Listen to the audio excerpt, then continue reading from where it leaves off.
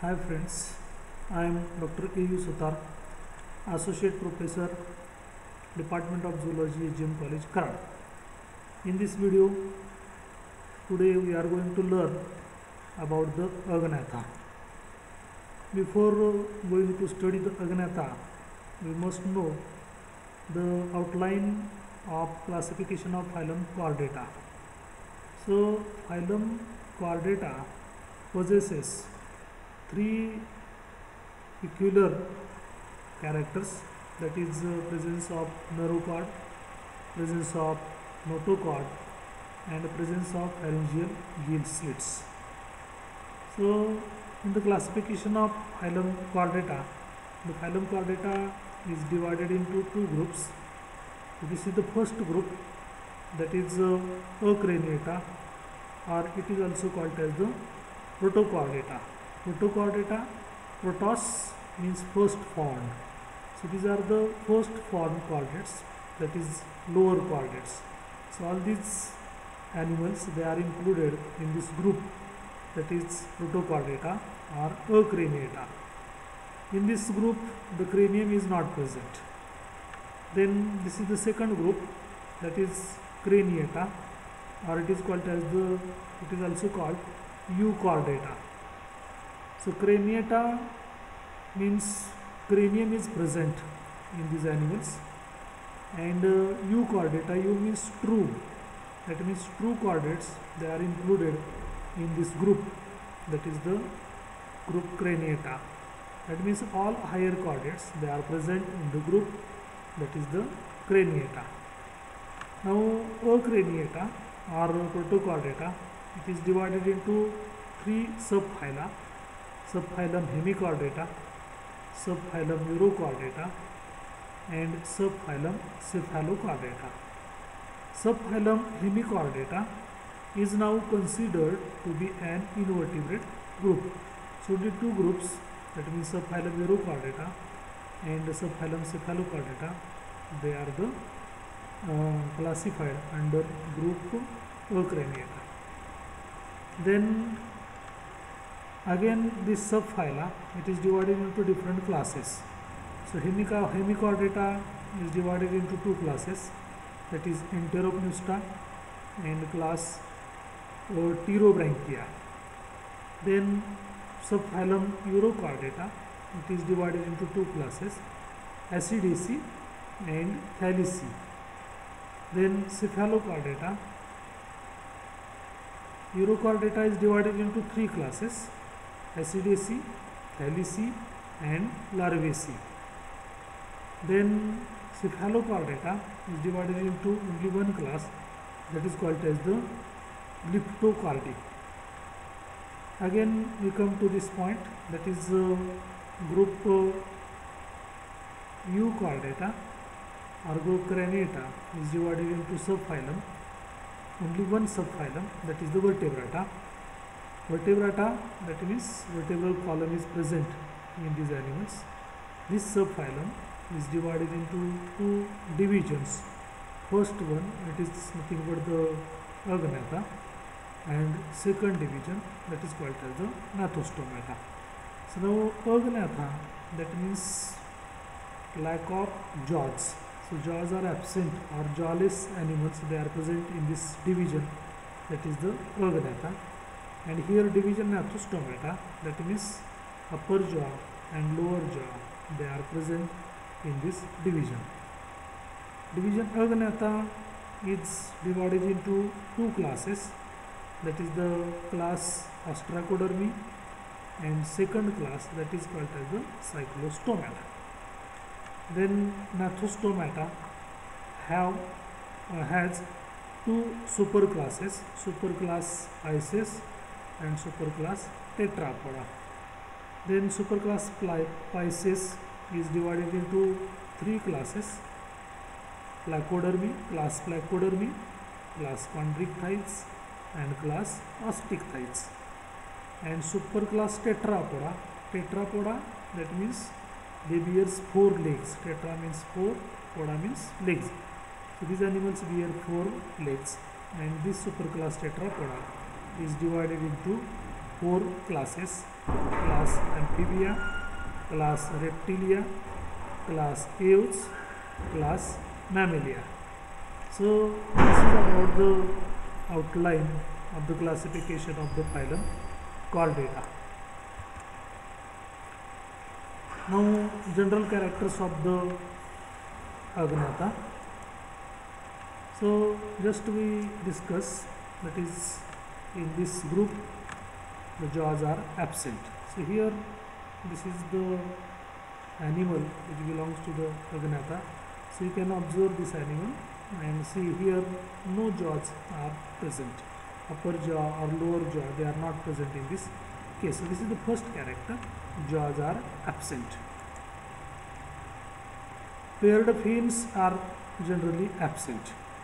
So in this figure you can say this is the anterior dorsal fin, this is the posterior dorsal fin, this is the caudal fin, but no paired fins are present.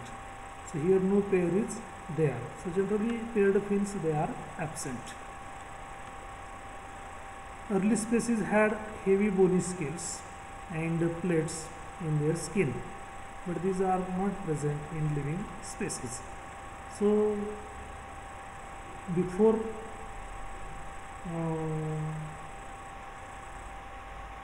certain period of the years, there were some species of this Agnatha, and that species had heavy bony scales and plates in their skin, but these are not present in living species. So living species, that means Heteromyzon, Myxine. So these are the examples of this Agnatha, and in this species not scales or plates are present.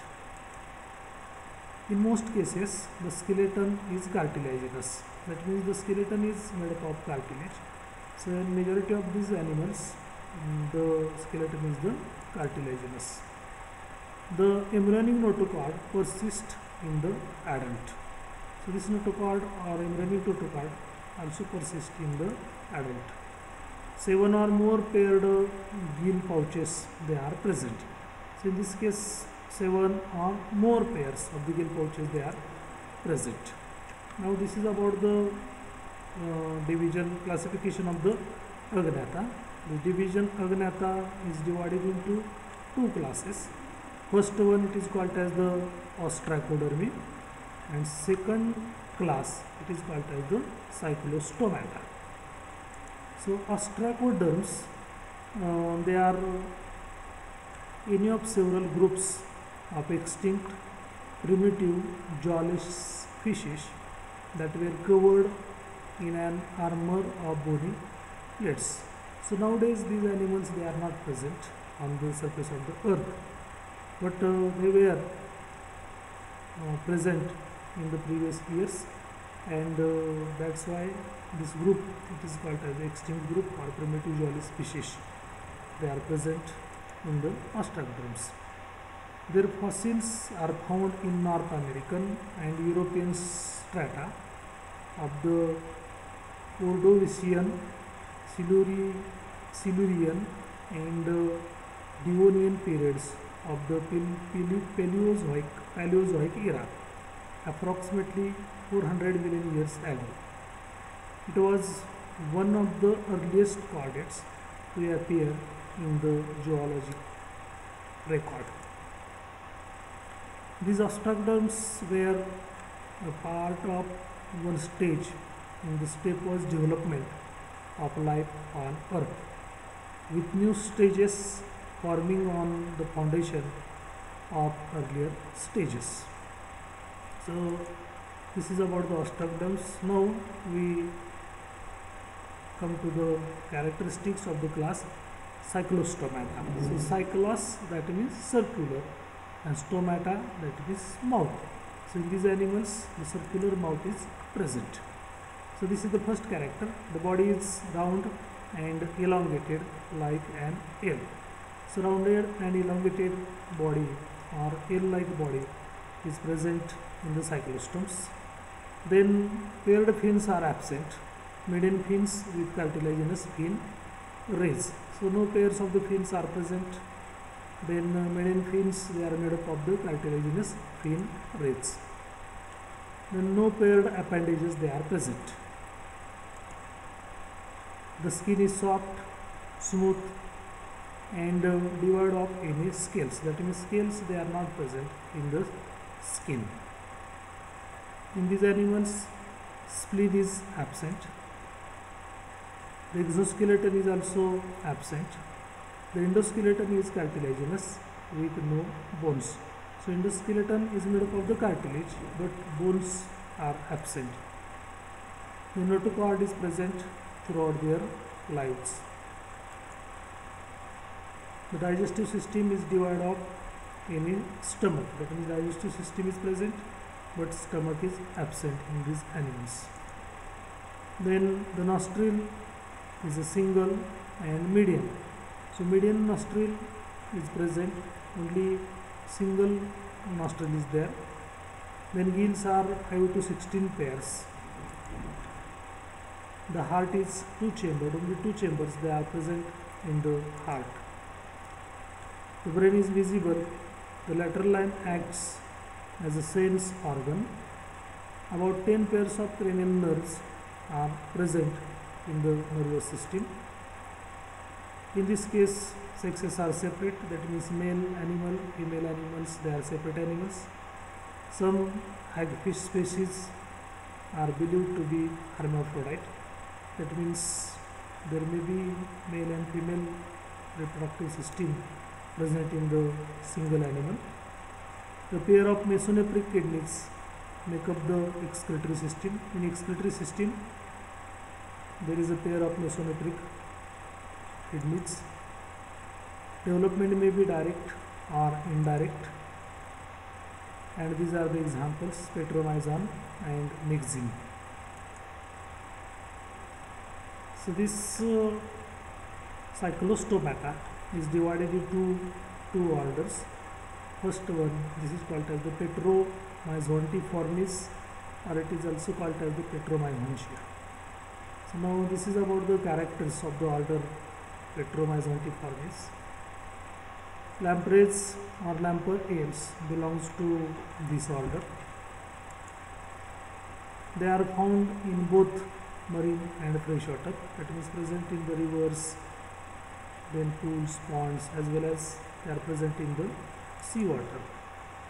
They have a ventral mouth and many ornate teeth are present. So in this figure you can see this is the circular mouth is there, the ventral mouth is there, and presence of ornate teeth.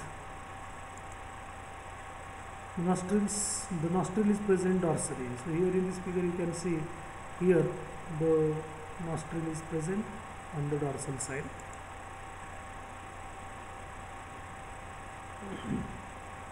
They possess a well-developed dorsal fin. So this is the first dorsal fin, this is the second dorsal fin. So well-developed dorsal fins are present. The dorsal and ventral roots of the spinal nerves are separate. The development is indirect in this order. An example is the Petromyzon or Lampetra. This is the second order of the cyclostomata, that is Myxiniformes. So hagfishes represent this order. They are found exclusively in the marine environment. So the organisms which are present in this order, they are only found in the seawater or marine environment. They are not present in the freshwater. They have terminal mouth with few teeth. So in this figure you can see this is the terminal mouth and few teeth they are present. They have no buccal cavity. Buccal cavity is absent in these animals. The nostril is terminal. So here nostril is present, which is the terminal one. They possess 6 to 14 pairs of gill slits. So here external gill slits they are present in this figure. So 6 to 14 pairs of the external gills they are present. The dorsal and ventral roots of the spinal nerves are not separate. Eggs are large and few in number. The dorsal fin is usually absent or weak, and examples are the myxine or paramyxine. Thank you.